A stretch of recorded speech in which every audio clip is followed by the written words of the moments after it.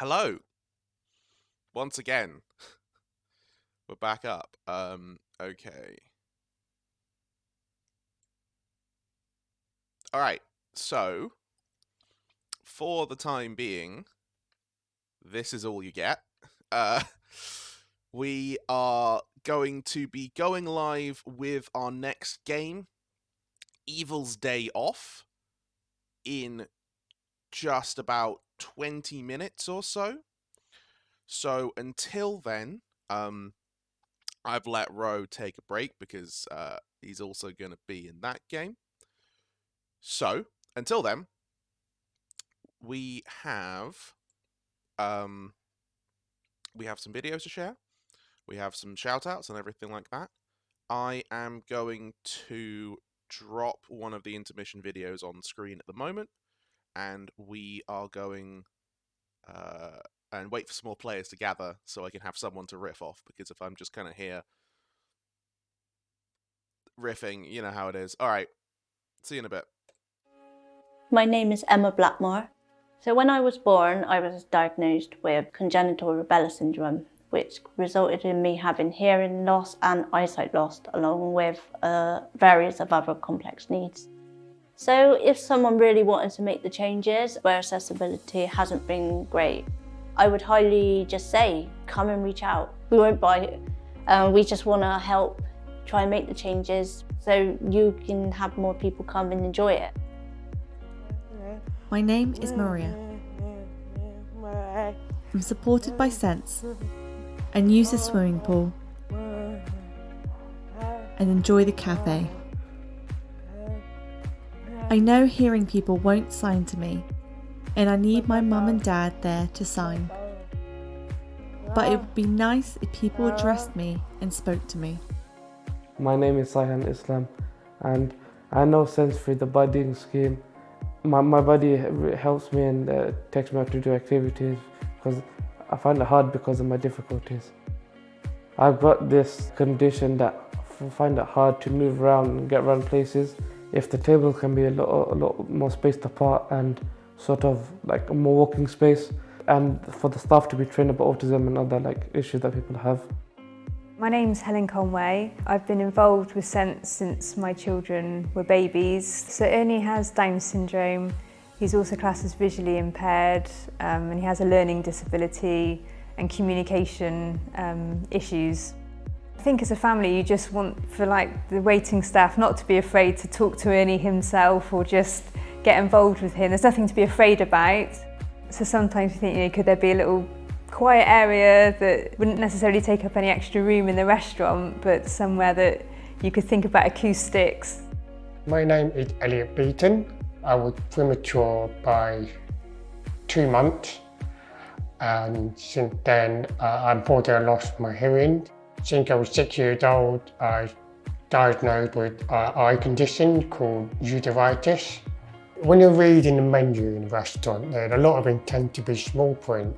And it's in a dark environment with very limited light.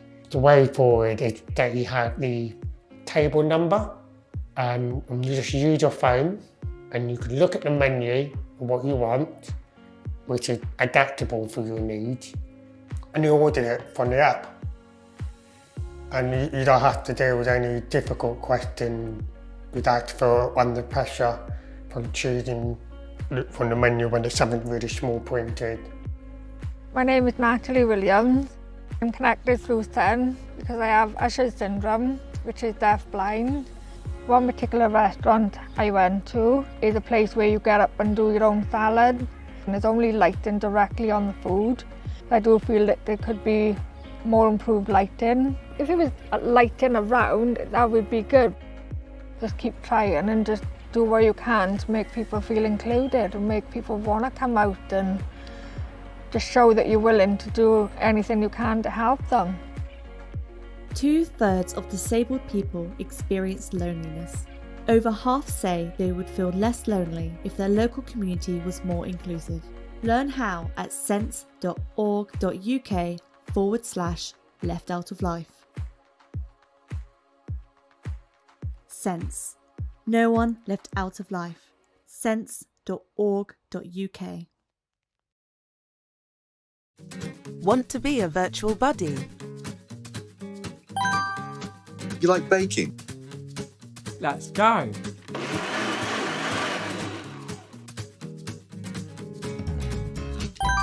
I like adventure stories. Let's read one.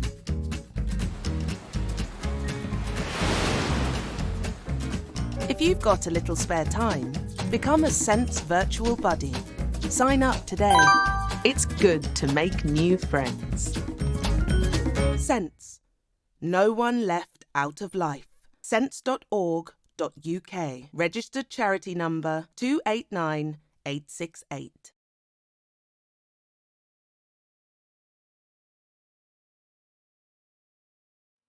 More space so I can move. Good lighting so I can see. Less noise so I can hear. A little awareness, so I feel understood. More changes. Can help me feel. More welcome. In the community. Think about me. Ask me. Include me. Include me. Include me. Include me. Include me. 2/3 of disabled people experience loneliness. Over half say they would feel less lonely if their local community was more inclusive.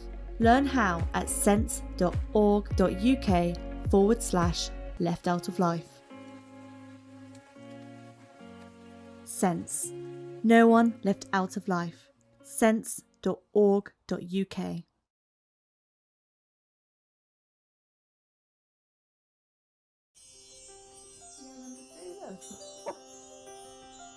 For people she knows, she says hello by smiles and that whole body rocking music, getting quite excited. I know who that is. I know what to expect from that person. You know that Annie likes something by the way that she will look at it, she will move away, she will come back. Lots of this sideward head movement is often a sign that I'm actually quite happy, I'm quite relaxed, I do quite like it, but I will come back to it in my own time. If she really dislikes something, it's a definite throw it away, push it away, and she doesn't have that process of going backwards and forwards. If people were to see Annie out, the best way to say hello to her is to get down to her eye level and to wave and to have a nice sort of friendly smiley face.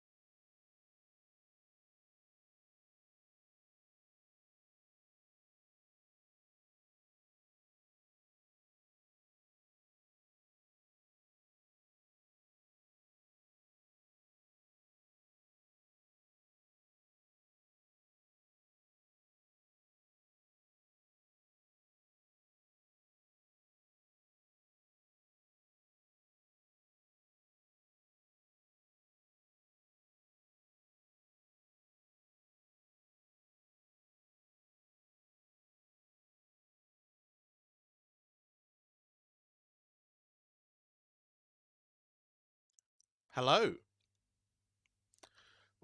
Hello, everyone. Just to say, for the people in the break room, if anyone wants to jump in and come and say hi, so I'm not just talking to the void, that's cool. But otherwise, hello, it is lovely to see everyone. Thank you, Gooby Gremlin, for the follow. So we've still got about 10 minutes till the start of our next game, but I just thought I'd take some time to talk about who we are, what we're doing. It's been oh god, it's been 16 hours since we started. So there's a very real chance the people watching right now were not watching at the beginning. So yeah, I think it's important to reaffirm what it is that we're actually doing. So this is Tablethon. This is the 3rd year of doing Tablethon.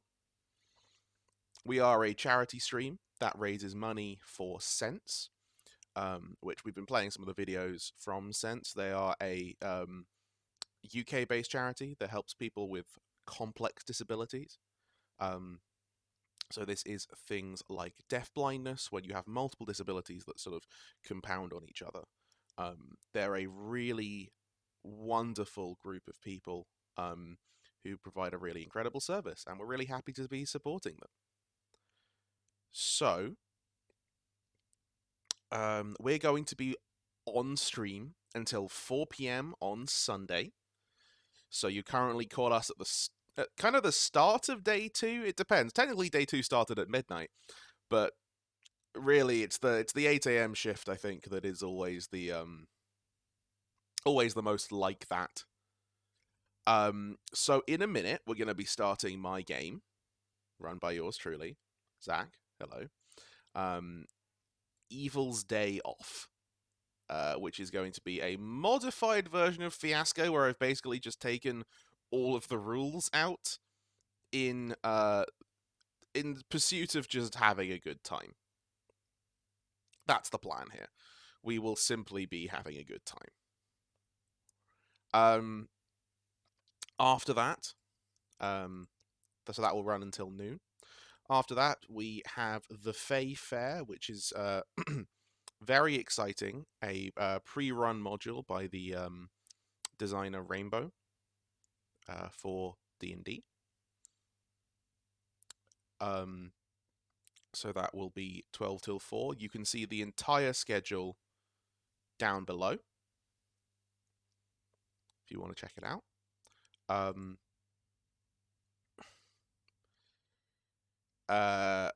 After that, we have Cat Game, A Haunting Meowstery, as a series of cats try to explore a haunted area. I think that one's going to be very fun. Honestly, I've seen all of the cats that have been made. Very much these people getting to sort of live out their warrior cats fantasies. So very good at that. And then as we move into the evening, from 8 p.m. until 12 a.m., we have the horror-themed Skyfarer game, The Caretaker, as we'll see if our players can survive going mad. And then, tonight, all of these times are in BST, by the way, if you're in a different time zone. Tonight, we have a very special guest. From midnight until 4 a.m., we have Blittle League. So Blittle League, if you don't know, is an actual play live stream using a custom system set in the Blaseball universe, I guess, is the best way to say that. So they'll be coming and running a custom one-shot with tons of audience participation. So if you're around in about 16 hours or so, I highly recommend checking it out. I think it's going to be very exciting. Okay, yeah, just as a reminder, as the games are coming back soon, to if you see something that you think is funny or you just want to save it, make sure to clip it. So if you mouse over the stream at the bottom right, there should be a little one of those movie kind of things. If you click that, you will clip whatever it is that we are just doing. And yeah, no, that is very useful for us. We've been uploading highlights from last year over on TikTok recently, and we really want to make it super streamlined this year, so make sure to clip it.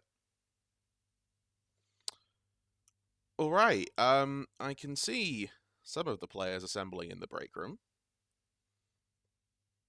It's still just me in here.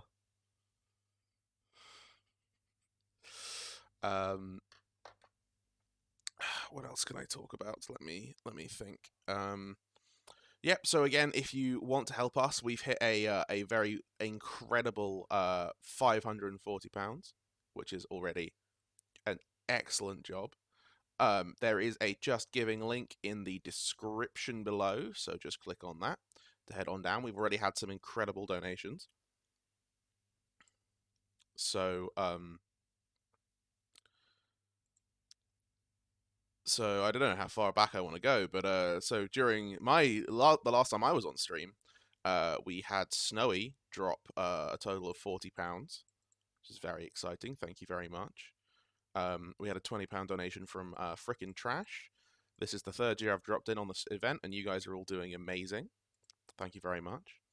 We had a £30 donation from Aka. Here's to another great year. Let's hit that goal. Thank you, thank you, thank you. We had a £10 donation from Phoenix and a £20 donation from Ro, who's going to be on stream in just a minute. Thank you very much. There's a couple of donations here that I can't see the amounts for, but they're on the list, so I'm sure they did do something. But yeah, again, the amount we've raised already is incredible, and I can't wait to see how high this goes. Tablethon is sort of my pet project. It was created by me, and then a lot of other people actually made it happen. But as kind of like the first one to sort of set this thing in motion, I'm just incredibly blown away every year by what we receive and by how this goes. I mean, yes, don't get me wrong, we have had some technical difficulties this year, but the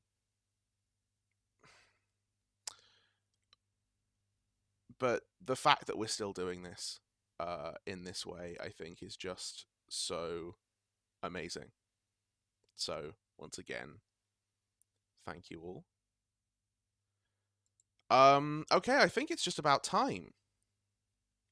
So, okay, I'm just gonna throw up the Be Right Back screen for just a minute, because I need to go fill up my water. And then players, come on in whenever you're ready.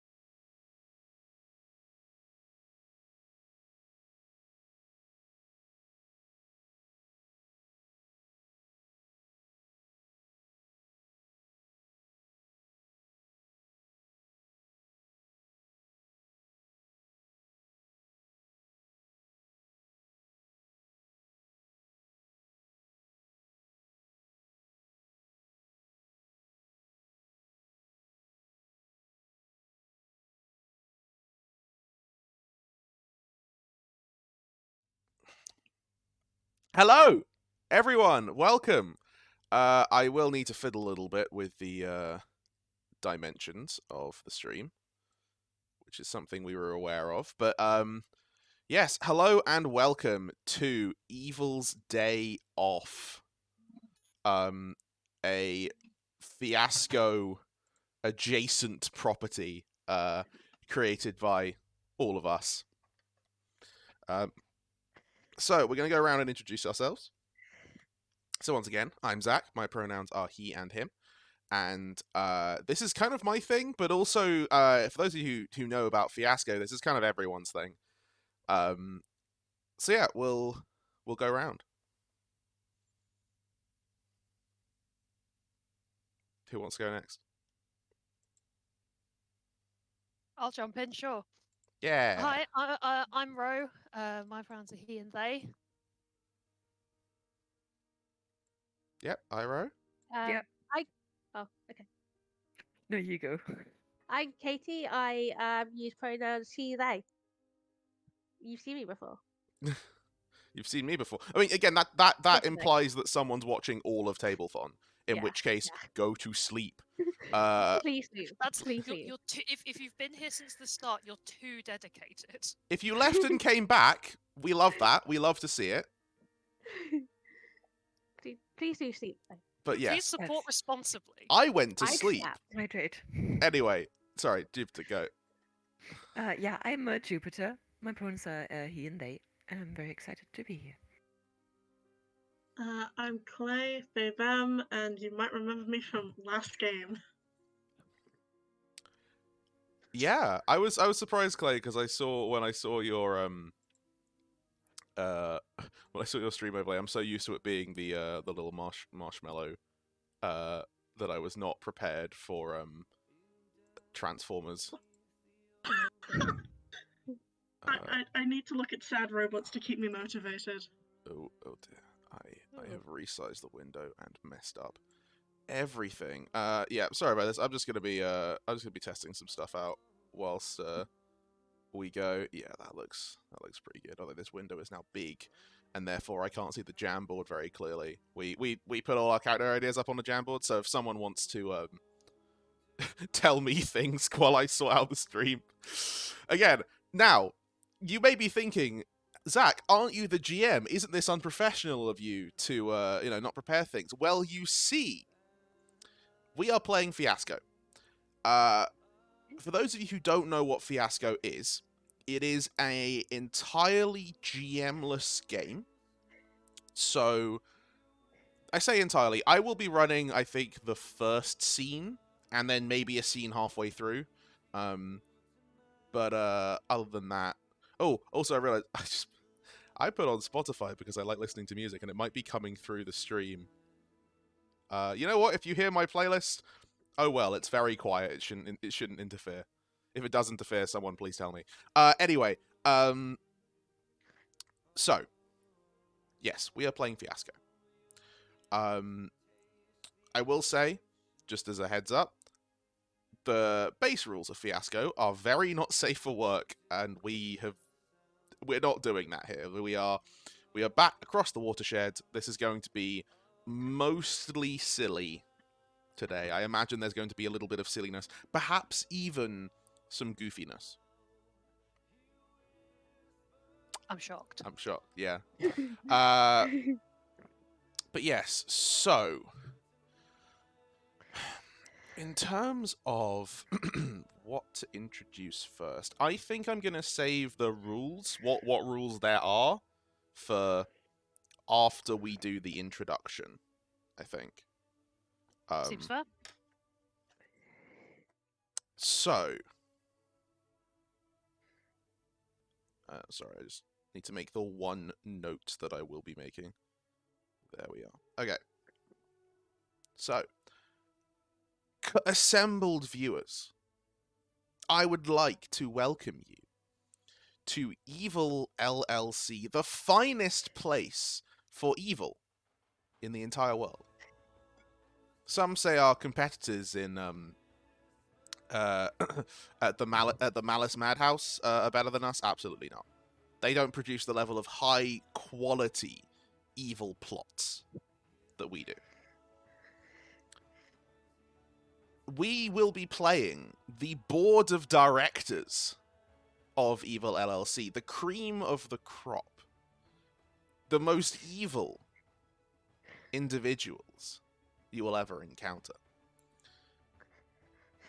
And for the longest time, we have worked in harmony. We have worked for a better world, full of evil, obviously. We have held people to ransom. We have built weapons of destructive potential. We've been beaten up by the heroes a lot, but let's not worry about that. The heroes do that to everyone. It's fine. And we've been doing all of this under the watchful eye of the Queen of Crime, the Monarch of Malice, the one and only Madame Severia, who we currently see now. So we said the Evil LLC, it's sort of like on the outskirts of the city, right? It's by like by a lake. It's one of those things. It's like the people inside the city are sort of going, that building looks ominous. Don't worry about it.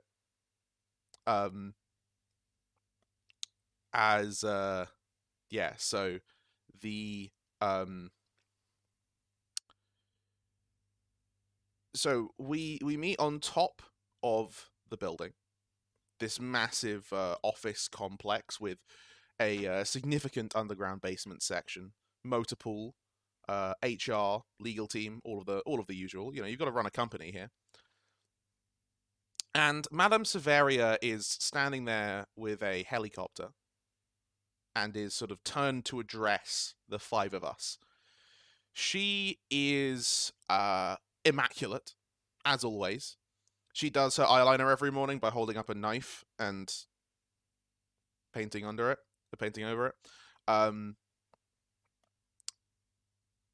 However, something about the madam's appearance looks a little different today.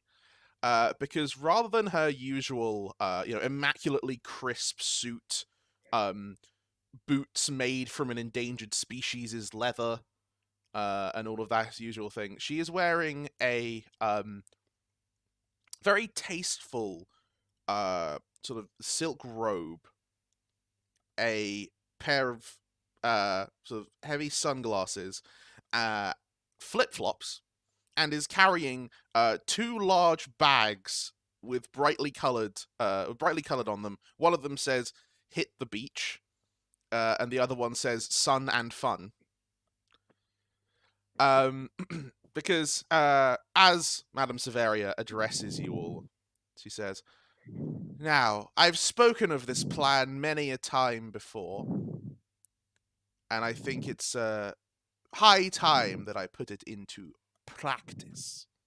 Oh, Ro, just set your breathing on your mic a little bit, just so you're aware.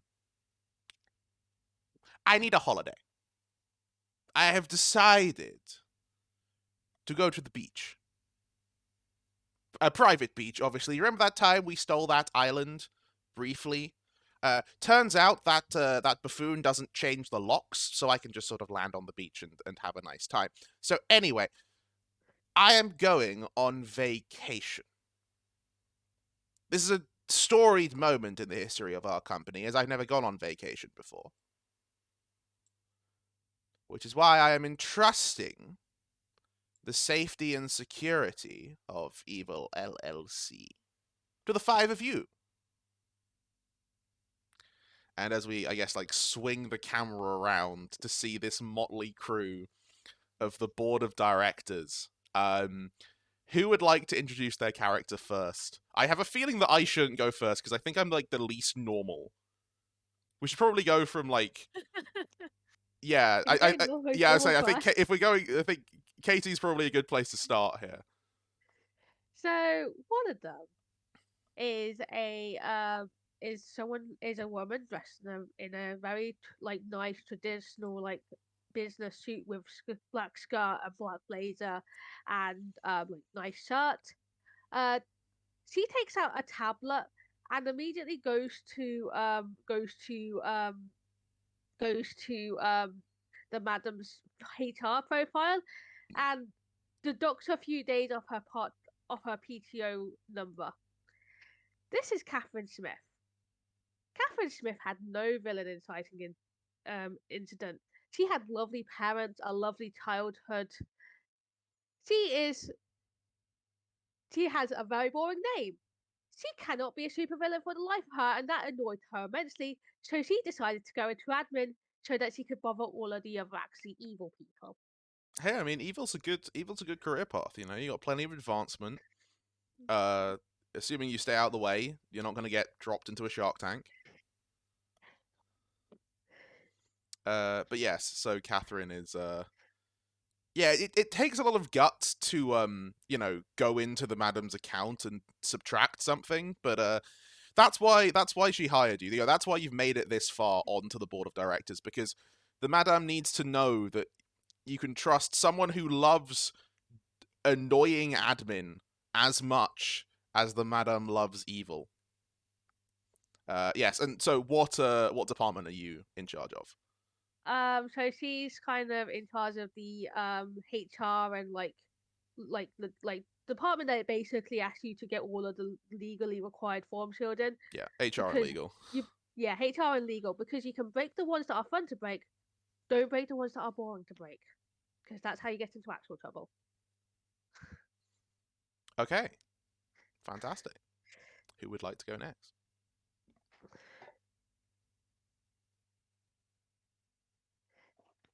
Come on, someone volunteer. I can go. Yeah. I can go. All right, Okay, go on, so Jupiter.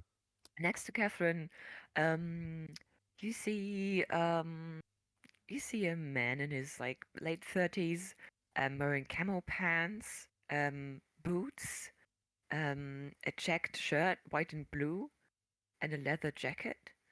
He's got a ponytail and a like little soul patch over his chin.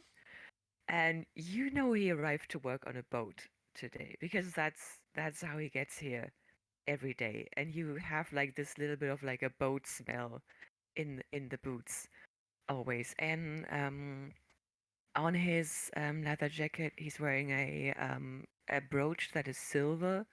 And as you look at it, it seems to be either really wet or melting, which is weird because nothing else about him is wet or melting. But if you try to focus on it, you don't see it anymore. It just looks like a silver brooch. He told you last week that he found it in the lake while fishing.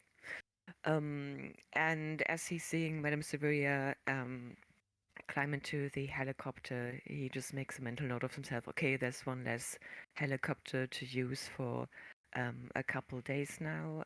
We'll have to adjust some plans maybe, but that's okay because he's head of scheduling and logistics. So he's overseeing how many helicopters there are, where they are, what they are going to be used for, and just trying to keep on top of those physical and logistical things. Yeah, and who is this? Oh yes, my name is Ruben Ivy Bainhauer. Mr. Bainhauer. Yes. Okay. Who would like to go next? Okay, I'll step in. So a little further down the line, you see a very sort of scraggly man, very very frizzled out hair, wearing what I think at one point was a lab coat, but it's kind of hard to tell these days.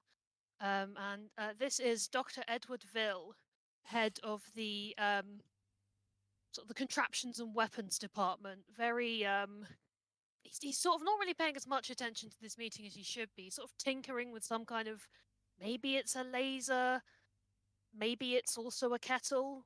Unclear. He's been tinkering it with it this whole time. He hasn't decided yet. He'll decide on whether it's a laser or a kettle once he's finished. Things can be both a laser and a kettle, and I'm sure you'll see the benefit of this soon. Mm-hmm. Interesting. Your line of laser kettles. All right. Obviously, yeah. Head of this would be the kind of place to call R&D contraptions and weapons.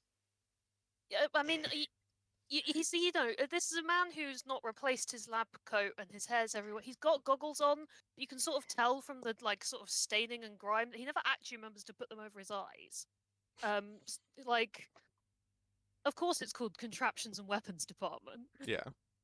All right. So we have Dr. Edward Ville, and then Clay. So yeah, I suppose next along the line, is what most would describe as a nondescript individual. It's just a guy. Just a dude. just a dude. This guy, not really that significant. Wearing what looks like a security guard uniform. If that means anything to anybody. But this guy's name is Matt.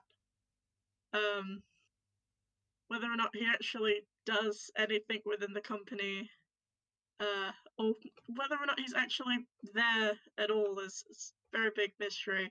But he does take his job very seriously, as not only the company's master thief, but also as head of henchman resources, which is different from HR. Yes. Henchman rights are different from human rights. Yes. You had to fight for that one in court. But yes. I mean, there's one other important job you have. Goonian rep. Yes, you are the rep of the rights of the workers. Of the Goon Union. The Goonion. Yes. Goonion. And in Matt's many thieving accomplishments, his most recent big score was the theft of Casual Fridays. Now only Evil LLC can have Casual Fridays. Truly a win for workers here and a loss for workers everywhere else.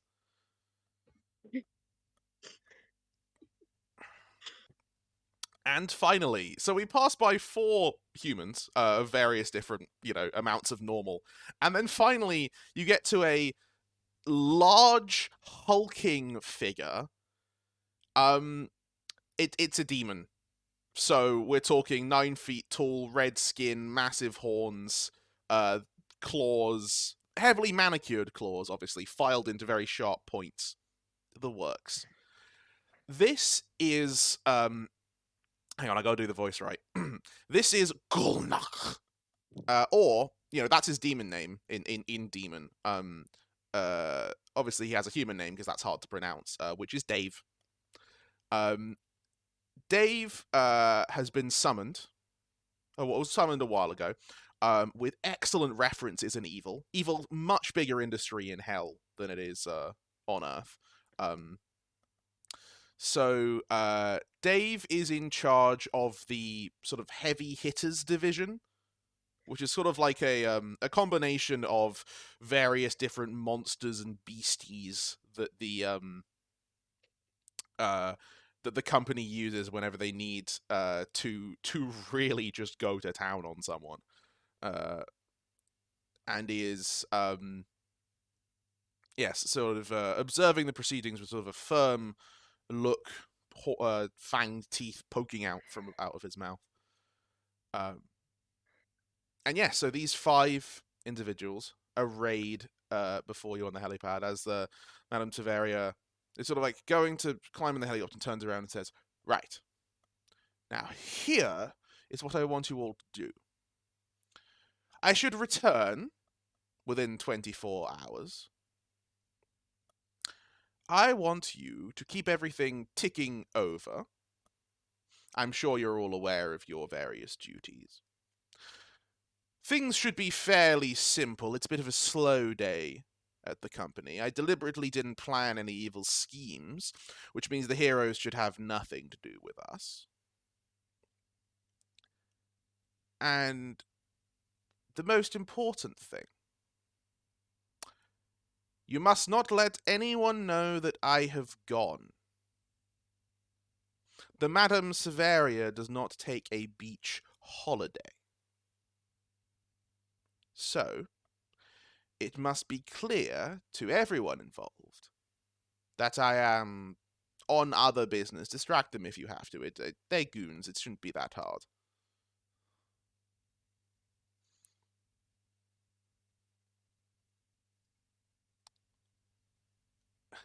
She sort of is aware of that and sort of looks over at looks over at Matt, looks back down and says, "Yes, I'll submit for mandatory sensitivity training after this. You can put it in my schedule, Catherine. Anyway,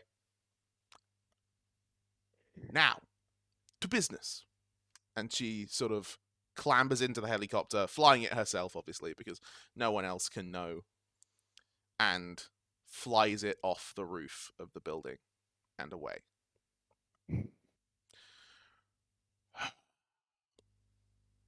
Well, what do we do now? And with that, I'm going to explain how this game works. Okay, so Fiasco is already a system with very few rules, and I have taken most of those rules out. So it's lawless now. there are about 3 rules ish. So how this works is we will each take it in turns to be the primary character. Okay? When you're the primary character, it's your job to decide what scene you're going to go on. Typically speaking, you want the scenes to be revolving around something that your character wants. So that can be, just your job, but doing your job properly. Any extra desires you might have with other members of the cast. Other stuff that comes up, that kind of thing. Okay, so if you're ever lost, just say that something's gone wrong with your regular job and you need to sort it out. With that ever-present looming, you cannot let anyone know that Madame Severia is gone over the top of it. At that point, we have a very brief discussion about who else is going to be in the scene, who is going to be playing their characters, and if you're not playing your character, you can be on hand to play any minor background characters at the time. The point is that at some point in the scene, and this should be seamless, you shouldn't have to stop the action to do it, the main character of the scene, will either put up a thumbs up or a thumbs down. Thumbs up means the scene is going to go well for them. They're going to get what they want. And a thumbs down is that is not going to happen. They are going to fail in some way. The trick is that I have written, I don't know if you, there you go. I'm going to keep tally of them. We can only have 7 good and 7 bad scenes. So if we run out of good scenes too early, things aren't going to go well for our beloved characters. So yeah, we're going to keep this going for as long as we can. We're going to keep an eye on the time and see how things go. I've never really run this system before, but I think it's going to be a good time. So that's pretty much all the rules.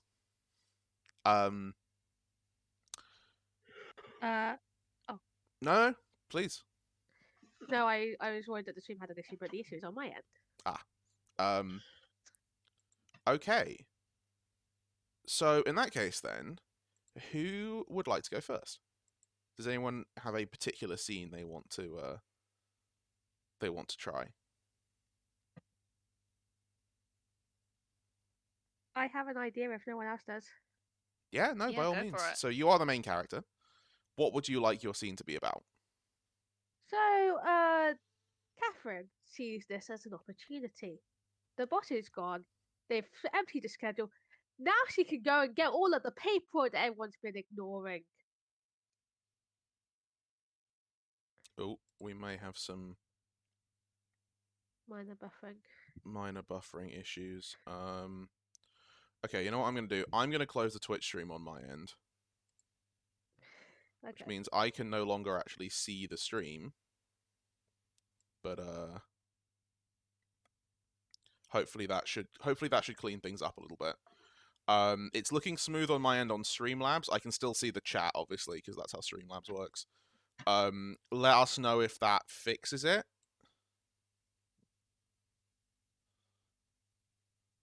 Yep, you're here. That's good.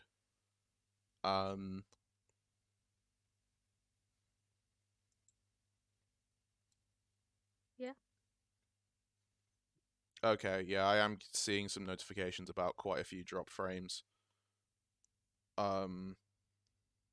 It's good? Okay, cool. Never mind. Alright, Katie, take it away. Yep.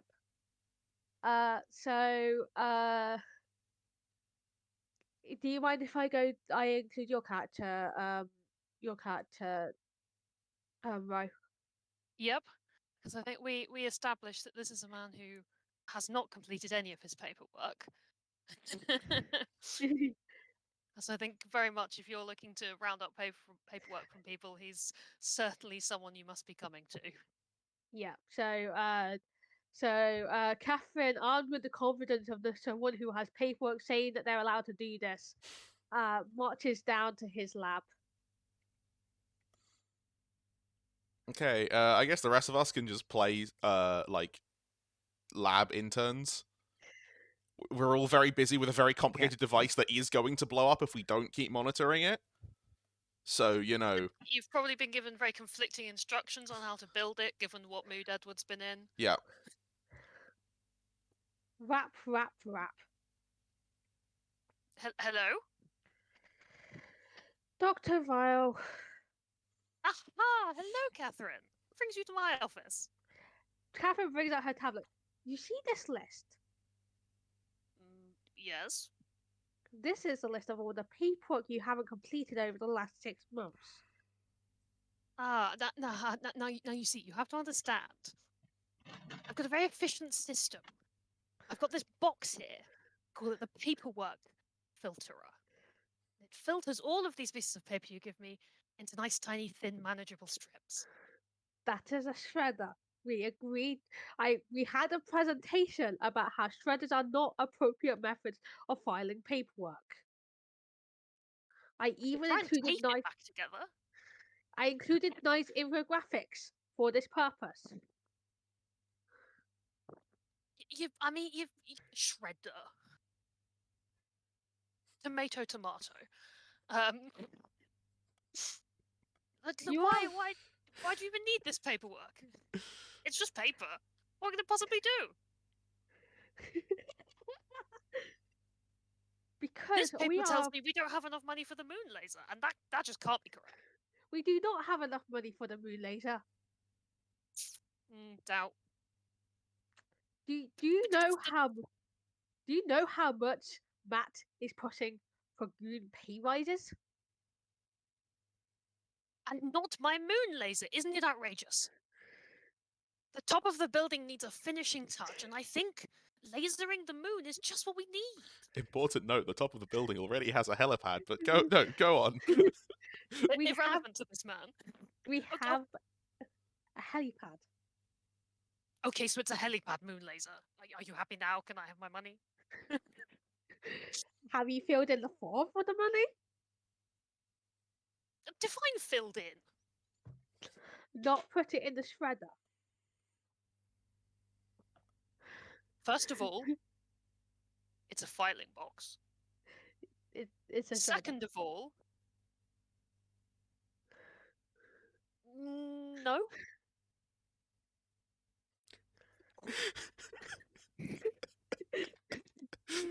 Look, I have priorities here. These interns, they listen where they can, but they don't understand the art.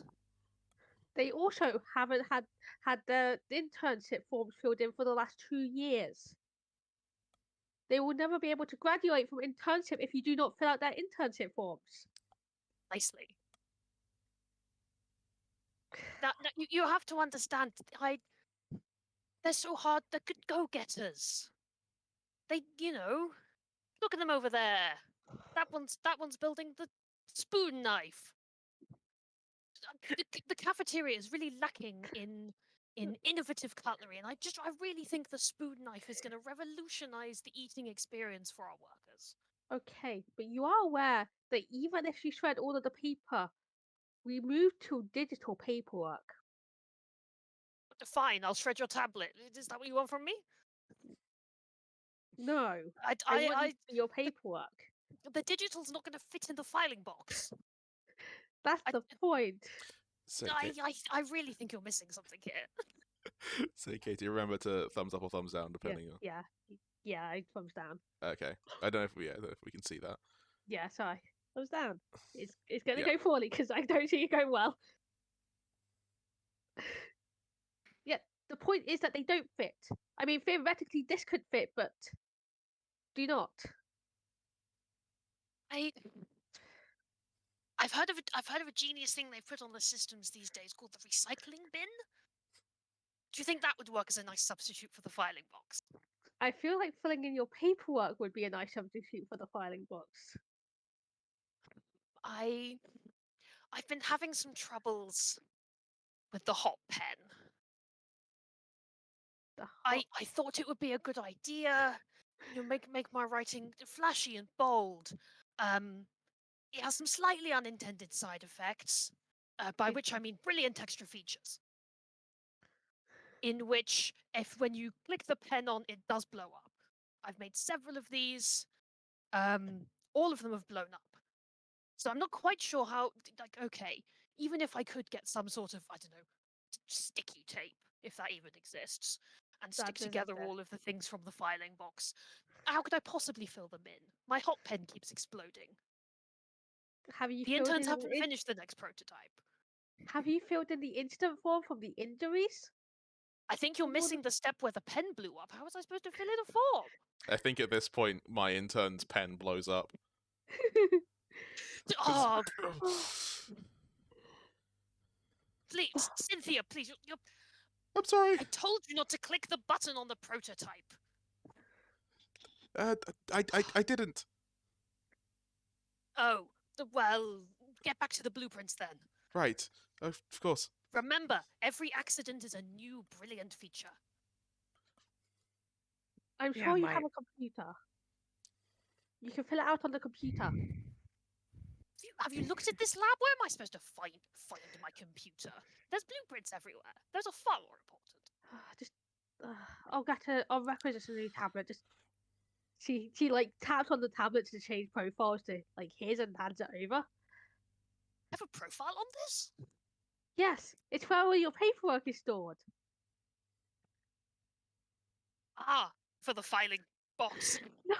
Just attempting to jam it into a paper printer. No. Stephen, come here. Intern, please. Yeah? We're going to have to make some improvements to the filing box. It, as you can see, the tablet's not going through.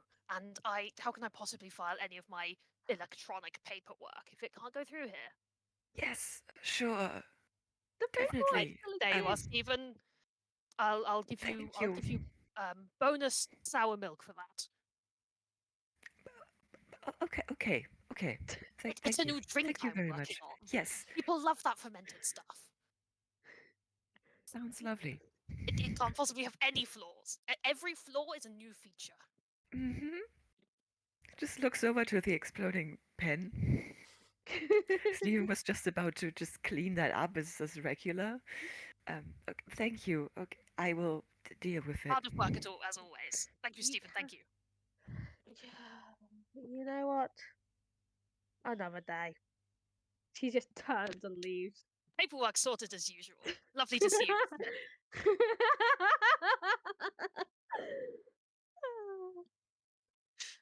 That seems like a natural scene conclusion. Yeah. Oh, fantastic. I feel like this happens about once a week. Yeah, this it's starting to seem like you have to deal with this constantly, even when the madam is here. Yeah. Okay, we can. If anyone else wants to especially volunteer, or we can move it around. I'm very happy to go next if we're going clockwise. Mm-hmm. Yeah, I think it's time for Dave and Matt to hang out. Hell yeah! So Dave is sort of in the heavy hitters division, sort of monitoring everything. There's the man-eating plant is being pacified at the moment. We're throwing chunks of the last of the last victim at it to try and calm it down. and sort of nods and like, yes, carry on, and then quietly heads down to an unused corner of the motor pool, with a couple of boxes under each arm, as kind of like looking around carefully to make sure that he's not being spotted, and then sets them down, pulls out like gets like a boss, like a stool that's way too small for him, plops himself down on it, and then sort of waits for Matt to arrive.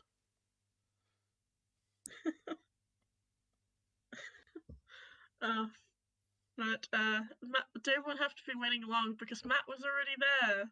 Oh, jeez, you scared me. Sorry about that, big guy. Just didn't think you'd want me to jump out of, the shadow that I was just skulking in the corner. Yeah. You and your shadows. That's you're getting pretty good at that now. Anyway, you brought the stuff? Yep. And Matt, of course, has stuff under his own arms, and what they are two guitar cases. And Gulnak will like open up the boxes, and they're just like 2 6-pack crates of beer. And we'll just like open up one, just there you go. Thank you very much. Because these two are in a band with each other and are trying very hard.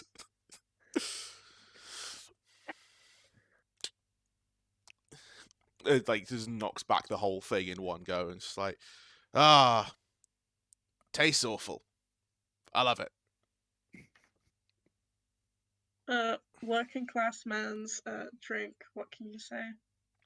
No, it's brilliant. You don't get the truly awful drinks up top anymore. Down in hell we have things like sour liver squirts, boiling blood juice, cranberries. All just the really awful stuff. But ever since I was summoned, I didn't really get to see a lot of that kind of thing. Really should come out clubbing with me sometime. Not to say that you'll run into anything that awful, but Yeah, well, I tell you what, it's good. It's good to get some time. I thought the quiet day, I think we have some really good time to figure out our sound. Because I'm gonna be honest, I showed that CD to a couple of folks, and they didn't like it. Do you think we should go back to the acoustic, or? I mean, after I broke the third acoustic, I'm not really sure I'm built for anything too fragile. We really want to capture this raw essence of music.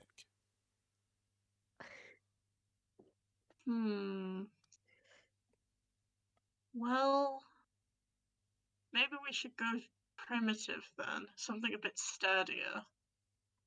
Okay. Because you said you wanted to avoid percussion, but I did. Maybe that's what we need. I mean, I don't know. Do you want to try the percussion? Because we had you on bass before, but it all just kind of faded into the background. And as you expect, it's supportive sound. It doesn't need to be at the forefront to, do its job. Wait a minute. I got an idea. Hang on. Right. You go get the drums. And then as you watch, Dave just kind of like squats himself down and just like starts like grunting and just Oh, okay. It's been a long time since I've done this before.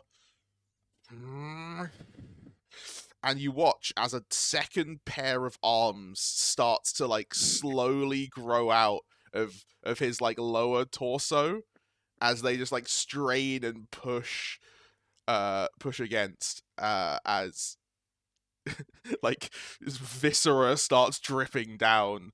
It's fine, it's normal. My dad does this all the time at Thanksgiving. And then boom, to another. The arms just like burst out. Oh, okay. I need a minute.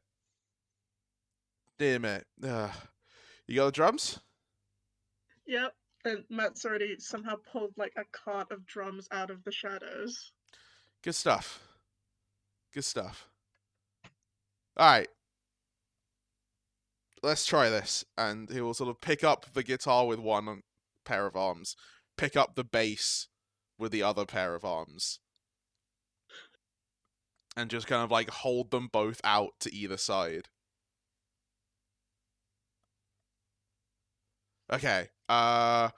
Which song do you think we should start with? The song that was it last Tuesday? You know, the one that goes meh meh meh meh meh. You know the one that I mean?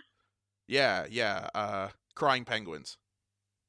Yeah, that's the one. Alright, good stuff. Alright, from the top. Hey, you got the drumsticks now. You can do that thing on the bands on TV do where they count us in. Oh, 1, 2, 3, 4.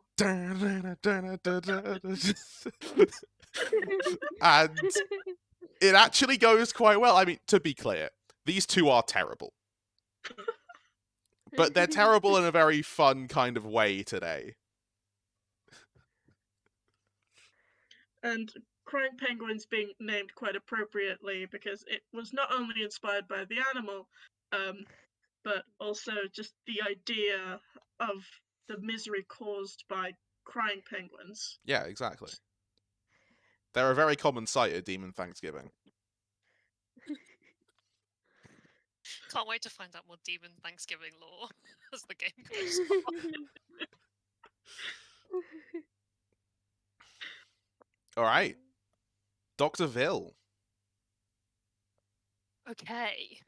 Let's think. What would I think that let's see.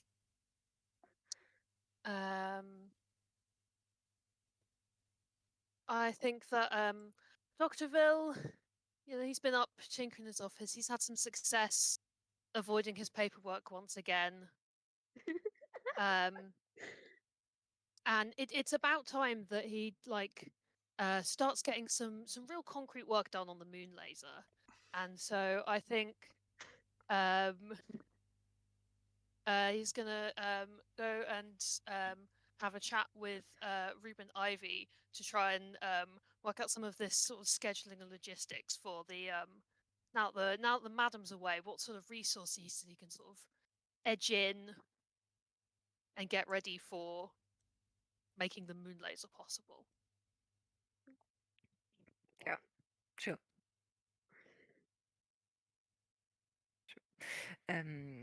So where do we meet? Your place?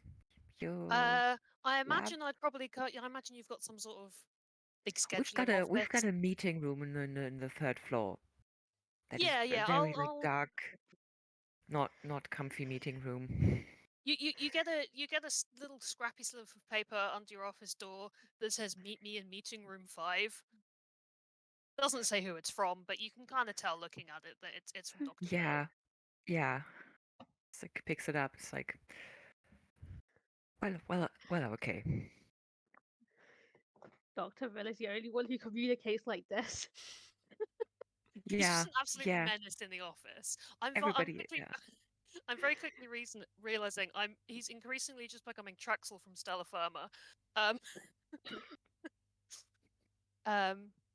So yeah, I suppose we convene at meeting room. I forgot what number I said. 5. 5.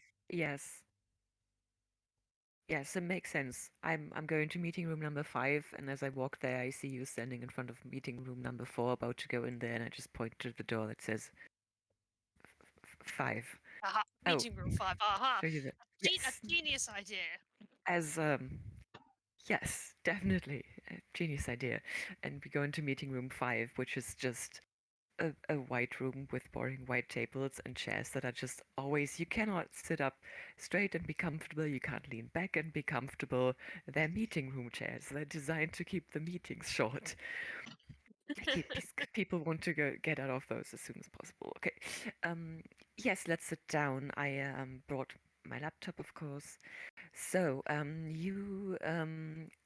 what project is this about exactly? It doesn't say on your invitation. You received my invitation. Wonderful, wonderful. Yes. Thank you. Sometimes people don't seem to respond to those. I'm not sure what's up with that. And Dr. Vills just like opens up like the most tattered briefcase you've ever seen. Opens it up, starts pulling out like a presentation board, slides, like just a picture of a cat. Okay, so obviously no one's to know the madam is gone. However, now that she's not here and the helicopter's not on the helipad, I'm thinking it's time to schedule in the moon laser. So I've got my presentation here. So benefits, number 1, we'll have a moon laser. Benefit number 2, I'm sure we can fit the helicopter on there somewhere when she gets back. Number 3, we'll have a moon laser. And it'll, I don't know, boost morale. I'm sure Matt can come up with something about why it's good for the Goonians or something. That's not my expertise. I've got this picture of a cat that should make you feel more favorable of my idea because it's cute, yes. So I'm going to need you to sort out some sort of schedules and deliveries because I'm going to need lots and lots of, let's say, aluminium. Okay, so yes, just some general questions. Is the picture of the cat going to be on the moon laser? It can be, by all means. Maybe I think it a should. real cat. A pet I think cat. it should. I don't know if it should be a real cat. We could. I mean, if you're trying to boost morale, we should also get a cat, though. I can very much see that. Let me find. Oh, I left the hot pen behind. I don't suppose you've got any whiteboard pens on you. Let me check. So, opening the leather jacket and just going, okay, this is a pen for this. This is a pen for that. Oh, this should work. Yeah, close enough. Just snaps it in half, takes the ink bit out of the middle. just writes in the corner of a completely separate bit of paper, cat for moon laser. Okay, now that's sorted. So yes, I'm just trying how to. tricky is it going to be to obtain about 3 tons of aluminium? I would say it is possible. Has this? Good stuff. Have you presented this project to Madame Severia in the past? She's not here. But yes, and she's not a big fan of me replacing her helipad. However, she's away today, and I'm going to put it. I'll keep the helipad there. There'll just also be the moon laser, and I think it'll be a lovely surprise for her when she gets back. I'm sure when she said it's a bad idea and won't work and we can't mess with the moon, that she was just having me on, trying to encourage some creative spirit. I can see that in her. I can see it. I very much understand the benefits of this moon laser as in having a moon laser. As long as there's a cat on it, I do want the picture of the cat on the moon. I think we can arrange. We can arrange the spot next to the helipad. What about size were you thinking? We might have to just scoot it on the ledge of the building a little bit. Would that work for your contraption? Balcony, a moon laser balcony, looking out over the lake. Yes. And you're a genius. How were you going to keep the moon laser concealed from the city? Well, obviously, we'll give it a cloaking device. We'll put a cape on it. Okay. Then they won't see it. I'll paint it camo colors. Nobody can see anything that's camo colored. Yeah, true. Camo colors the residents of the That's city, going to be they're perfect. all fools. Yes, like sky camo though, like white and blue, like clouds, with cats on it though. Finally, somebody who understands the meaning of vision. I'm I so understand. I'm Also, so glad I made this meeting with you, Ruben Ivy. Finally, a fellow genius who understands what it means to innovate. yes, I understand you. It's and I see the point in it being a surprise. I definitely do. I think that should be good. Um, so you'd want the 3 tons of aluminium within the day? Yes, ideally. Otherwise, the Madeline will be back, and then it wouldn't be a surprise, and she might stop me. That's gonna be very difficult. I don't know if I can. You're scheduling. Schedule it. Hey, I don't know if that's gonna be. remember your thumbs up, thumbs down. Oh, I thought I did It's one gonna- earlier. Maybe it didn't do it for long enough. Okay, I'm gonna look at all the plans again. Just give me a second. I could pull this. Yes, I could pull this division from this part of the city. Yes, if I'm gonna have to have my assistant send a lot of emails. My assistant, she's That's gonna what be the very assistant's stressed about for, this, isn't but it? it's I think in this case, I think we can make it. I think we can make Wonderful, wonderful, wonderful. Thank you so much. it. Just this once, though. Just This once is all I need. What are we gonna have? 2 moon lasers? Don't give me ideas. No. We wouldn't want to Don't have 2 tempt moon me. lasers. No, we What? wouldn't. What are we gonna do? Make a second moon? No.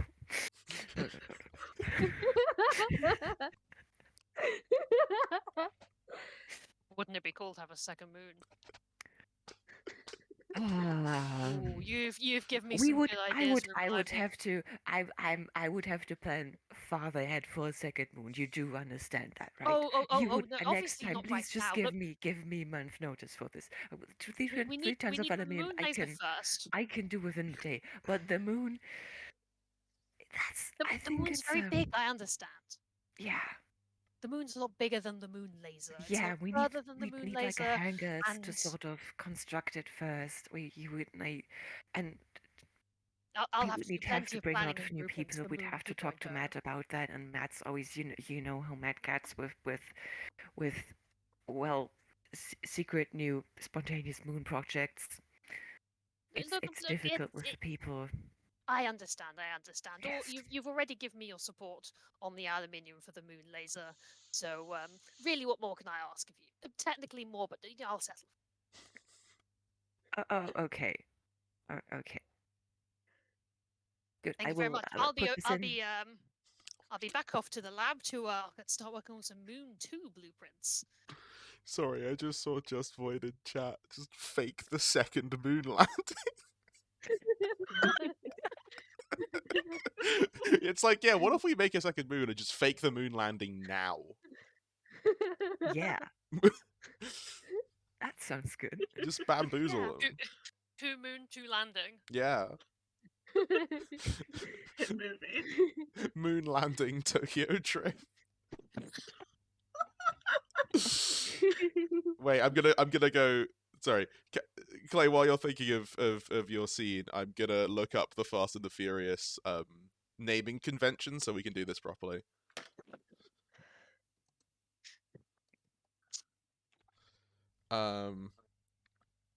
Okay, so it would be the moon and the landing, 2 moon 2 landing, the moon and the landing Tokyo Drift, moon and landing, moon 5, moon and landing 6, landing 7, the moon of the landing, sorry, the landing of the moon, Oh dear. M9, and then moon X. The moon and the landing is already Yes. the funniest one. The moon and the landing. Well, I mean, that's when Neil Armstrong hopped off, that's what he said, remember? That's just like a really absurd children's book. Yeah. The moon and the landing. Sorry, I'm taking notes on all of this. Yeah, I think that I'd Ruben actually Ivy go for the is second moon already IRL. putting the appointment in the schedule for next week because I'm imagining Dr. Wills coming up with these ideas weekly. Like there's one big weird idea once a week that you gotta Oh, for kind of sure. schedule for in advance so that you're free in the meeting time because you don't know when the piece of paper will come through your door. But it's usually like once a week. You can, after years of working together, you know when it's gonna happen. So Rup and I was just putting in like next Tuesday. It's gonna be like, okay, moon and landing possible project. Dr. Will's going to probably have something as usual. Schedule just 50 people. Talk to Matt about this. Rent a hangar. By then, it's gonna happen. Something's gonna happen. Incredible. All right, Clay, you got an idea then? Yes. Casey, would you be down to do a scene? Yeah. Because I thought about the two of our characters having a meeting about Matt's penchant for traveling around the building in vents to Yes, look up okay. like workplace infractions. Yeah. Just to say as well, it's completely fine to have a two-character scene, obviously, but if you want to include more characters, you absolutely can as well. Yeah. Okay. So like, I get what you're saying. Me going around in the vents technically counts as spying on the workers. But Yes. if they didn't want to get found doing something illegal, then lower management should stop treating the working class like crap. I'm so sorry. I just realized what you said lower management, right? Yeah. Is it because it's evil? So instead of upper management, there's lower management? Yes! I'm so sorry. I just needed to carry on. I'm just be dying over here. It's fine. I'm sorry, my brain just immediately forgot what it just said. I just got too upset over the lower management thing. Oh yeah, stop. Okay. You are aware that we are an evil corporation. We commit illegal acts. Not against the workers. Have you filled in HR form 76.24 for BJJ P, the one that's about complaining about misuse of workers. I know that it says on the bottom that misuse of this form may result in you being set on fire, but that's just covering our bases. Very few people have been set on fire as a result of this form. Not none, because we do have to have standards, but very few. Wait, I thought the method of lodging a complaint was just me making somebody go missing. No. Oh. How many missing person form 67.466B do you need to fill out because of your misunderstanding? I may need to get a few people out of that bottomless pit we have in the basement. Why are there people in the bottomless pit? Let's just call it like an unscheduled holiday for them. Oh, you can't just take unscheduled holiday. There are forms for this. Work trip? Work trip is okay. We can backfire work trips. You cannot backfire unscheduled holiday. What aims of the business were fulfilled by them traveling to the bottom of a bottomless pit? Brings up new tablet.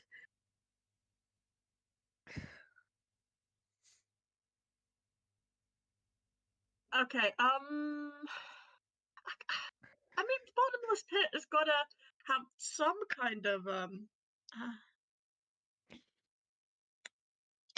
what's that buzzword? Thinking of the buzzword that you like. Betterment of the workforce.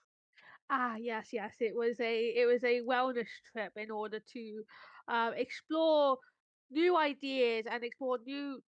We were exploring new opportunities for different locations of work because we don't know yet if a bottomless pit is the best place to focus. It may be lack of distractions for one. Yeah, they may be falling for for what seems like an eternity, but at least they're getting something out of it. Yeah, and if it seems like an eternity, that's just more time to get your forms filled in. Wait, I was supposed to throw the forms in the hole as well. Only if you no, you're meant to give them to the people and then throw the people into the bottomless pit. It's really hard to pick them up otherwise. And honestly, everyone should just use tablets. Tablets are so much better. They're harder for Dr. Vile to put in his filing box. It's a shredder. Everyone knows it's a shredder. Would it still count if I just threw the paperwork in now? And then eventually they could find their way out of the bottomless pit with the paperwork filled in? No. See, no. The idea is that in the future we will throw them in with the paperwork, and possibly throw Dr. Violet with his paperwork until he gets it done. He won't get as distracted in that. This was just exploratory. We were testing to see how the bottomless pit affected focus, and seeing we were testing it.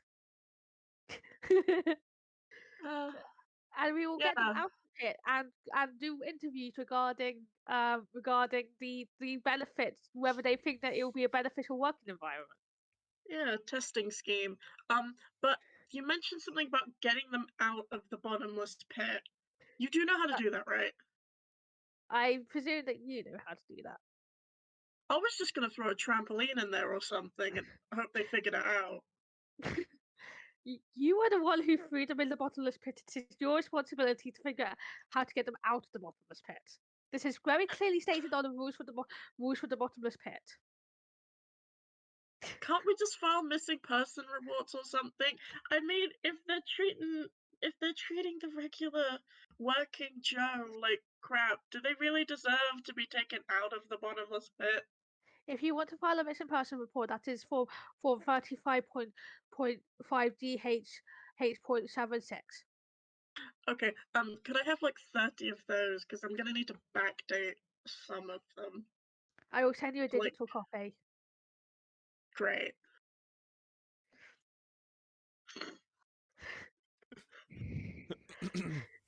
Fantastic. Oh, okay. Also, for those counting at home, that is currently 3 good scenes and 1 bad scene. So, we're rapidly running out of opportunities to have nice things happen to these 5.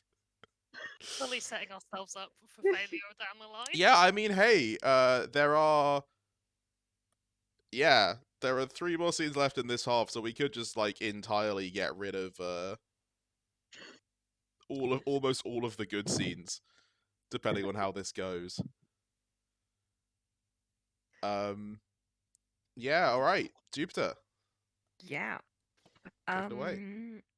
Yeah, when I was just filing some things for the moon laser, just putting a note for the person who's in charge of fire safety to write a risk assessment on the moon laser project that is going to be built within the day. Probably just as a when you click the little urgency icon for the email. So that's always exciting when you get to do that. And then it's they're done with he's done with most of the email stuff for today. So he's writing a digital message to Catherine. It's like, hey, meeting as usual. Of course. Okay. So at that point, it's usually about the same time every morning that both Ruben Ivy and Catherine disappear from their desks for a break, but you cannot find them in the break room, and you don't know where they are. And it's up to company gossip to to speculate what's happening in that time and where they are. So Ruben Ivy goes down, takes the elevator to the lowest floor. Lowest floor, then they go into just a broom cupboard, close the door behind him, knock on the wall behind the brooms, take just like there's a secret door in there, they go in there, it goes down a flight of stairs into like a passage. You can vaguely and hear the bottomless pit off to the side. yeah, just okay, it's the faint sound of people screaming in the background. So so nice when to start your break like that. And they enter the secret tunnel under the lake. The secret tunnel it looks like a secret tunnel.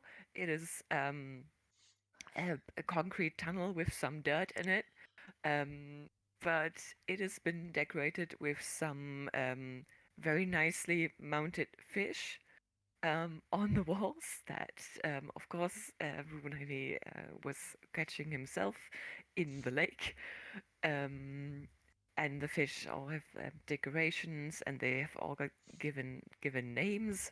This fish is named Xander, and this is named Emily. And sometimes they're very creative, but they're not usually very creative.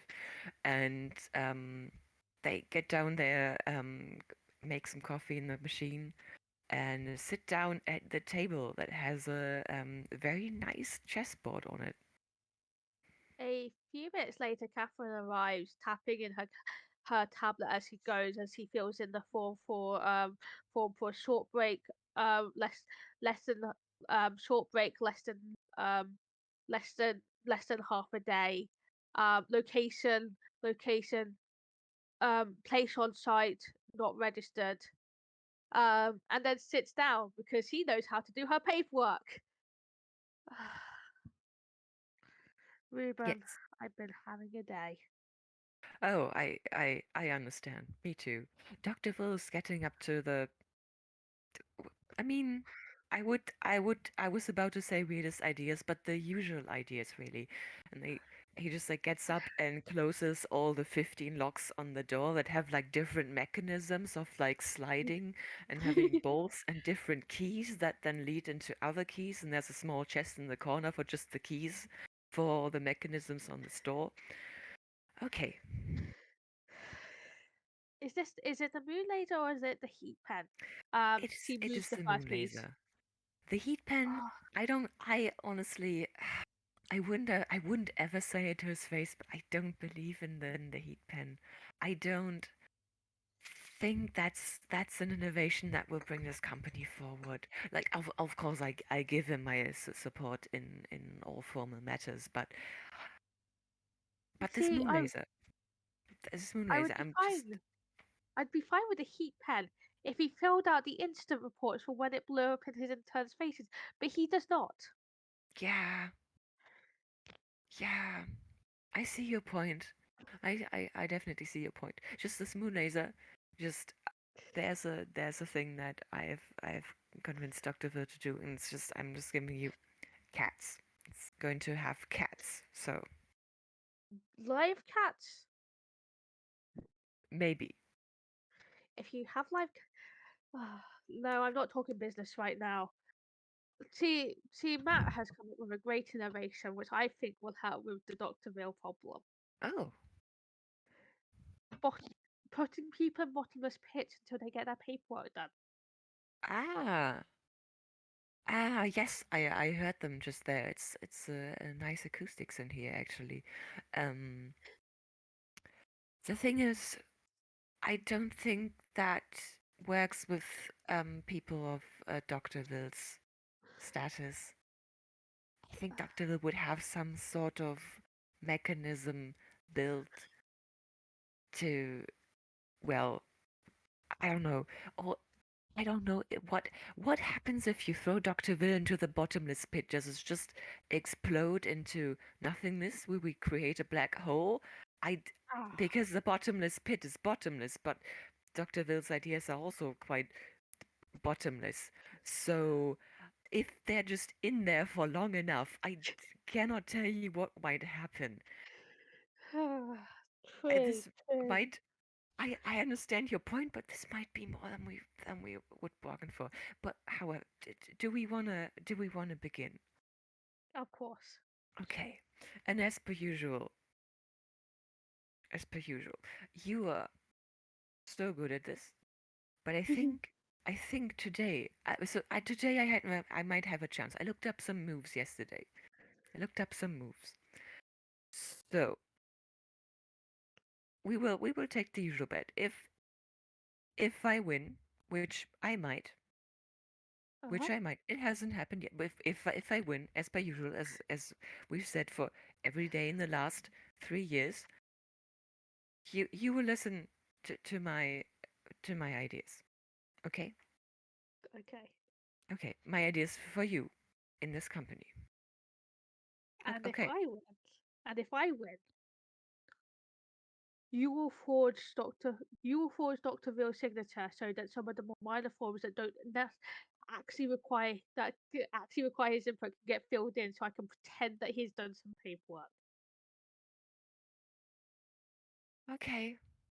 Yeah, that sounds like a good deal. Okay, so White begins. Catherine begins and chess game happens. Yes, they just play a chess game, and Ruben Ivy is just gonna be like, yeah, this is this move, that is that move that they looked up on the internet. This is the mosquito opening, and this is the fun weresil attack. And I'm just looking at a list of chess moves right now. I don't know what any Wait, of is these the are. mosquito There's opening so real? many. There's a mosquito something. I think it's a mosquito gambit. Yeah, it's a mosquito gambit. It has a number that I don't understand what it means. Yes, and I'm going for the mosquito opening though, because Ruben Ivy read those moves and I was trying to make up something like that because they liked the name mosquito, but wanted as an opening. And then they're trying to go for the finger slip variation. C15. Definitely C15, and then trying to go for a Möller gambit. But it just happens as it has happened every day for 3 years since the two of them started this. Is this right here? Then Ruben Ivy just well is not good enough at chess, and Catherine is just too smart and too on top of everything. So Ruben Ivy, of course, loses the game. And I imagine it's a dramatic scene where they just sit there for 2 minutes looking at the board, realizing that Catherine's knight is just in the prime position to slay his king, and it's just checkmate. Yeah. It's okay. It's okay. You are so smart, Catherine. I will get the moon laser forms for you to forge to you as soon as I can. Yes. Get them to me. It's okay. I can do it. Is it this sad every time they play? Yes. Yeah. Ruben is just really, really defeated. Just stands up, turns to the fish on the wall, just hangs their head. Next time. Maybe next time. It's okay. I like to think they have like a whiteboard, like a chalkboard where they keep track of the numbers of wins and losses. There's like loads of tallies, and you just add to number one. Yes, and you can see like there was a line in the middle of the board where it just said like all names on both sides, and the line used to be in the middle in the beginning, and then you had so many little lines for winning that we moved the line over and over. And like it's just like a really small part of the board with like just says like RIP on the top, and it just like says really big Catherine Smith, just like so many lines for having won the game. Oh, poor Ruben. Just Ruben, I was looking for a whiteboard marker. Like I don't. Dr. Will got my marker today. I should I should stop carrying Marcus into meetings with Dr. Vilk. Do you have anything? Yeah. Catherine pulls out a marker and hands it over. This is why I pretend that I only use digital solutions with him. Ah, I understand. I tried to Okay. get him to use them, but he just shredded the tablet. I believe you'll Yeah, find I can see that. I believe you'll find he filed the tablet.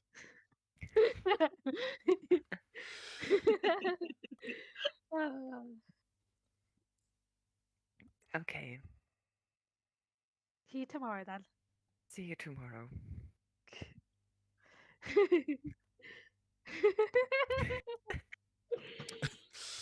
All right, fantastic stuff.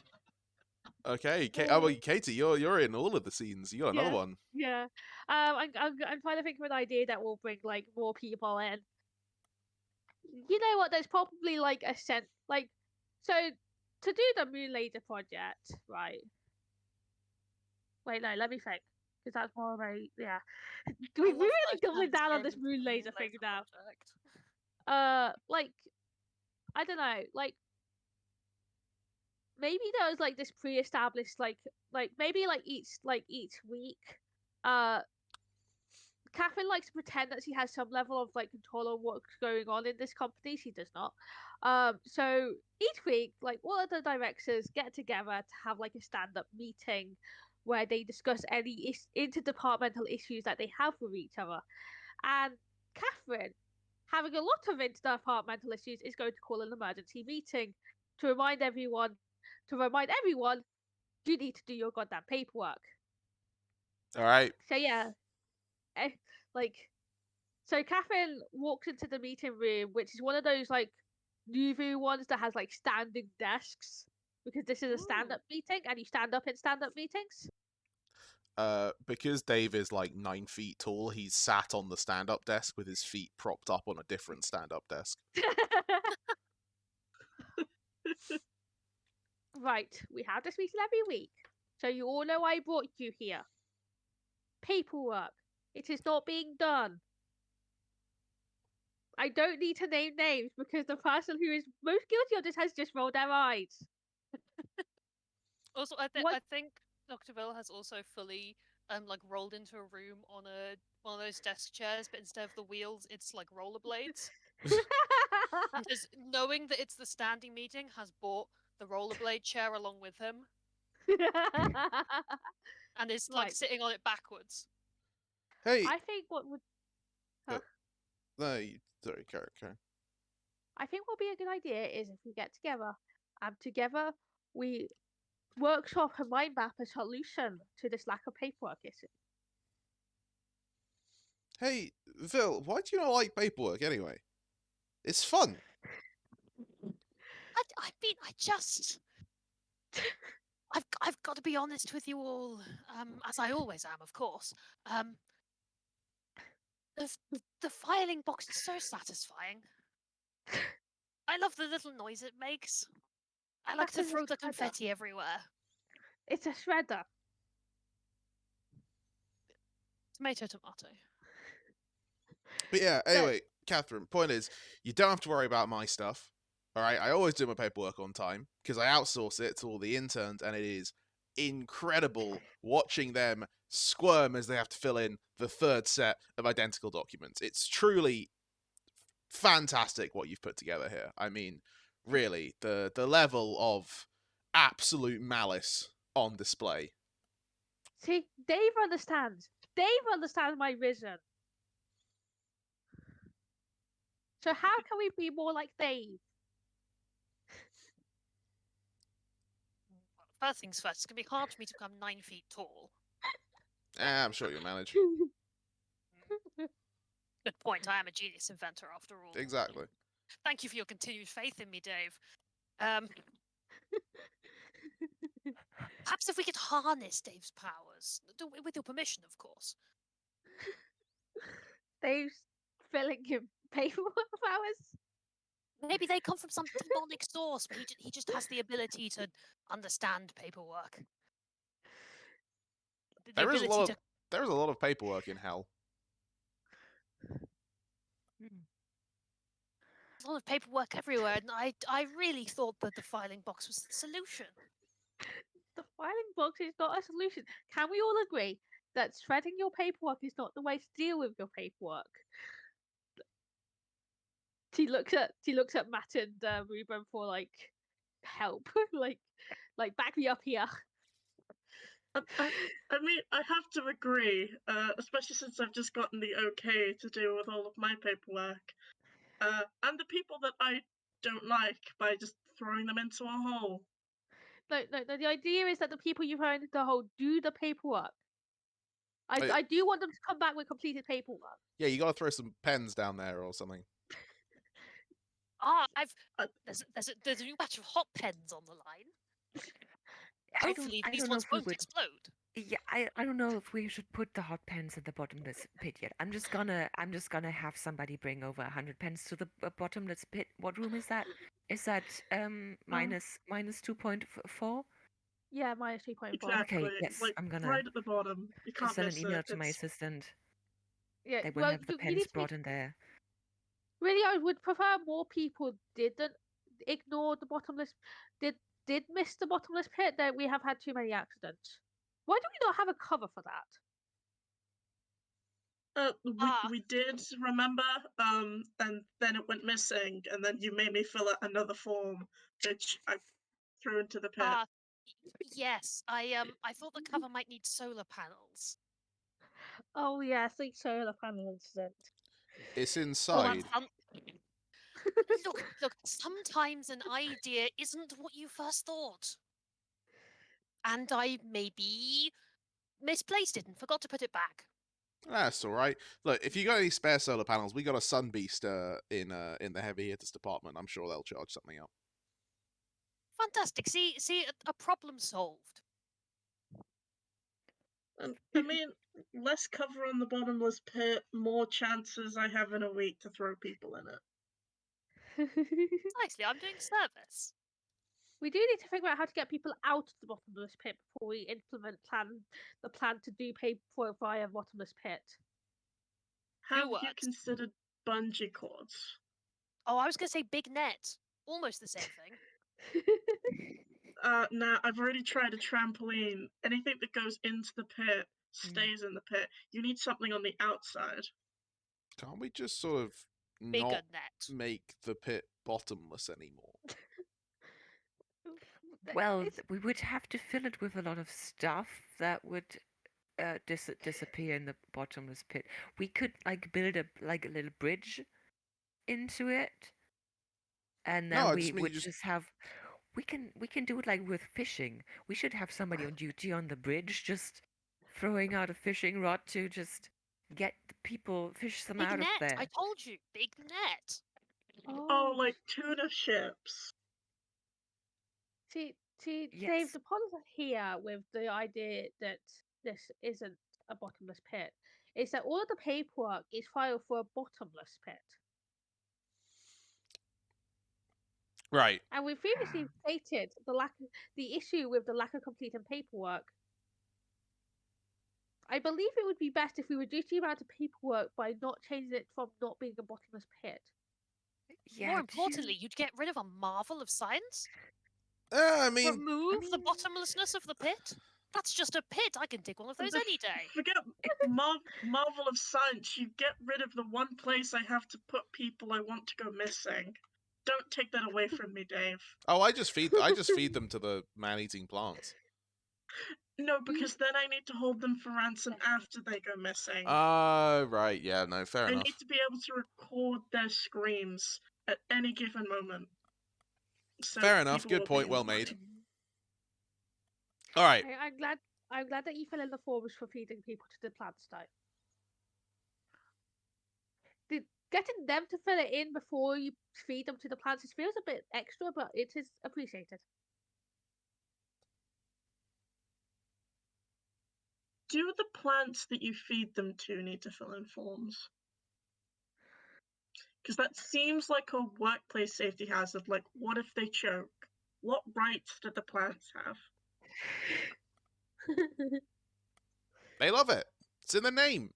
They wouldn't be called man-eating plants if they didn't eat like eating people. It's not whether or not they like doing it, and I'm all for loving your job. What's the point of work if you're not satisfied with it? I'm talking about safety. What if they choke on a bone? How is he supposed to do his best work if he's got a femur stuck in his chloroform? Huh. Look, they got I guess there is the whole enrichment angle. All they kind of do is just sit in tubes all day and then eat people. They're not really getting to experience the richness that a man-eating plant can experience. So what I'm hearing is I need to make a plant translator so we can communicate with them. Oh no, I just think you've taken them for walks. I suppose that too. I could make a plant leash. I could make one of those. I think that's just a vine. You. Not every idea is a winner. All of mine are, but not every idea is a winner. The solar panel instance. How do the plants feel about you using a vine to corral them around? That is effectively like using a rope made out of the same stuff that we are to lead us places. How do the plants feel? I thought it was just sort of like. I thought it was. But they don't have to be vines from the same plant, do they? Yeah, I thought it was just like holding their hands. That's basically skin. We did have the flash rope incident a few years back. We don't want to repeat the flash rope incident. Yeah. Do they consent to having their hand held? Because workplace consent needs to be considered. Who doesn't like having their hand held? I need my hands. What if you just had a little carrier? Little carrier for the plants. You could fit multiple plants on the same walk at the same time. Maybe they want to socialize with each other at the same time. Spread them we could around. Get you just a little vehicle to drive them around, like one of these things with 3 wheels that are very fun. Yeah. I think we might have something in the storage unit that is on the other side of town that we used 3 years ago when we did this operation at the water fountain in the inner city. I'm just gonna look it up. Yes, here it's this. It's a little white transportation vehicle. We would have to modify it somehow, but I can have that done. Nah, it's all right. Listen, I got I'll make one of the goons do it. Again, I can't really drive these things. It doesn't really fit the whole. I'm used to just kind of teleporting places in a puff of sulfurous smoke. But you know, again, that's what you got goons for. Valuable assets to the company. Matt, can you confirm that the goons are allowed to drive vehicles? Or capable of driving vehicles? If they've taken the correct safety courses, then yes. Oh yeah, otherwise, no. Believe me, we're all about safety down the heavy hitters. Because you know, if you're not about safety, then you don't last very long. That's a good point. Even I know that from the lab. How many interns have you not completed the form because they died for? Look, if they die whilst they're completing the form, there ain't much I can do. At which point, I just file the cause of death form and we call it a day. Yeah, no, it's the cause of death forms that he is not doing. No, I wait. Is it me you're talking about, or Vil? No. Oh, Vil. Yeah, Vil. You got to make sure to file out the cause of death forms. They're like the funnest ones. You get to describe in detail how badly they hecked up. I'm hearing a lot about forms today. It's okay. It's okay, Dr. Vil. I and think look, we I've can only come ever to an lost 2 agreement here. interns to incidents. I'll have you know. Those are rookie numbers. You got to pump those numbers up. But you have to understand, if I pump up the numbers of interns I'm killing, I'll A, get yelled about paper more, and B, have less people working on my prototypes, and You have to understand there is nothing more important to me in this world than devices of my Suit creation. yourself. And just if I didn't have interns, they work so hard. They work so hard. They try and listen to my instructions. They've stopped complaining now when the hot pens blow up. I really think if I started killing them, they'd make things wrong. Oh, you don't kill. It's I don't think I plausible can kill them. deniability. Like, yes, after I realised that you wouldn't handle the Manticore too well, I might have locked the door. But it was distinctly not my fault. You know? I mean, if we like interns so much, have we reconsidered the idea of making the internships paid? Ooh, we get more interns that way, which means we get to kill them in more exciting ways. More interns means more moon laser. And besides, No. I've seen some of the other evil companies around, right? You know, Starbucks, Apple, all of these ones, their internships are not paid, and we've got to get ahead of the competition, you know? If we're not careful, some of those interns are going to go straight off to Mr. Jobs or whoever it is nowadays. I don't really keep count. You humans die too quickly.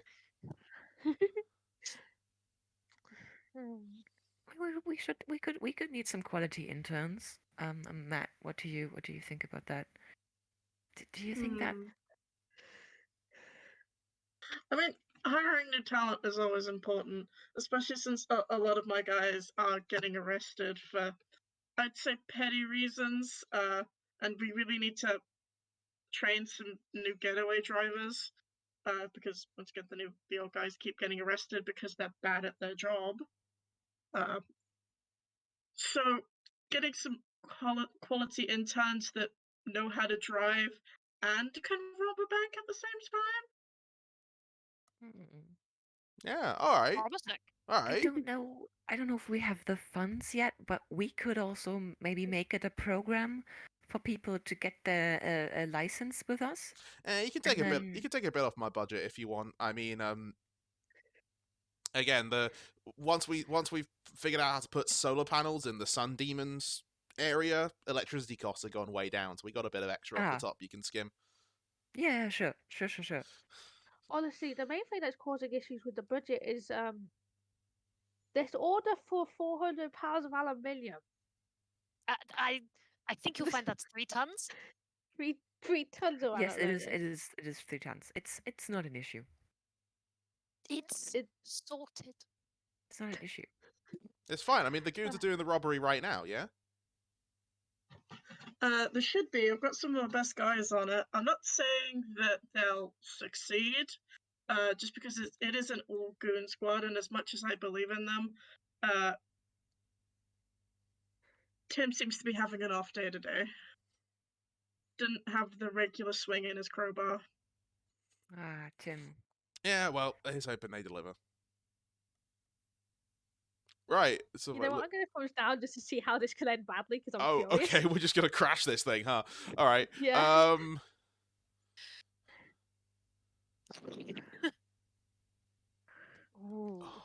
What else? Aren't we kind of done though?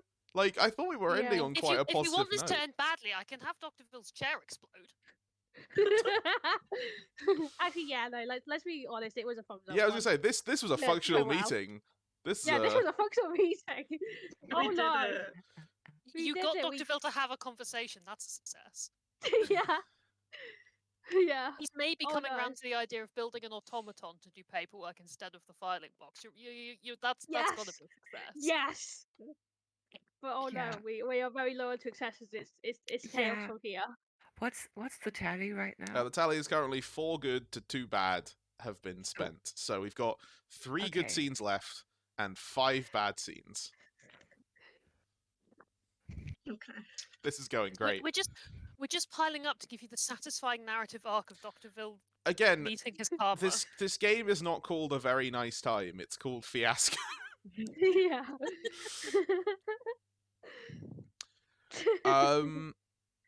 Okay, so I think what I'm going to do for my scene is kind of recenter around like the core the game, right? Which is the whole idea that no one has yet figured out that Madame Severia is gone.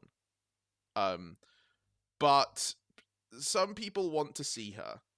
So, I'm looking for someone to play a hench person in the heavy hitters division. They're going to be driving a little three-wheeled like golf cart type thing with leashes behind for all of the plant monsters. As they're taking them on a walk, they've asked Dave to join them, and maybe Dave, realizing that they're wanting to talk about Madame Severia, has called in Rupert as backup. Just like, I don't know what to say. But yeah, does anyone want to volunteer to be a hench person? I'll be a hedge person. Yeah. So yeah, just person voice. Quickly, it's like, yeah, Rupert. Listen, they're probably going to want to talk to the madam. I don't entirely know what to say to them, so you just come and give me a bit of help with this, okay?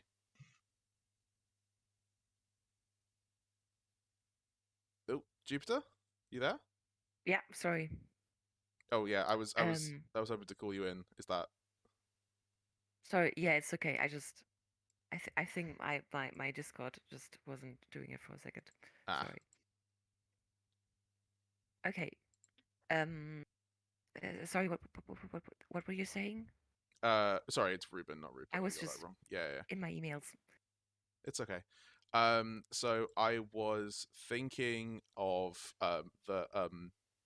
Dave has called in Ruben as backup because he knows that he's about to get a very difficult conversation about where the madam is, and doesn't really know what to say. So yeah, to set the scene, we're outside of the office. We're on I got the one of the part, paths around the lake. What is our hench person's name?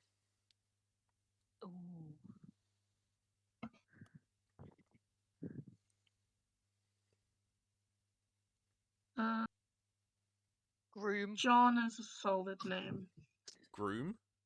Groom John. There we go. Yeah, Combine the two. Groom John. It's a double. It's a hyphenated. Yeah. So Groom John is driving away on his little golf cart. Behind you is a mess of writhing, like snapping vines and things. One of them, every so often they try to take a bite at Dave, and then like their mouth gets burned and they like hiss back. It's like it's good for Ruben's enrichment. Just kind of hiding behind Dave when that happens, just kind of like ducking out of the way.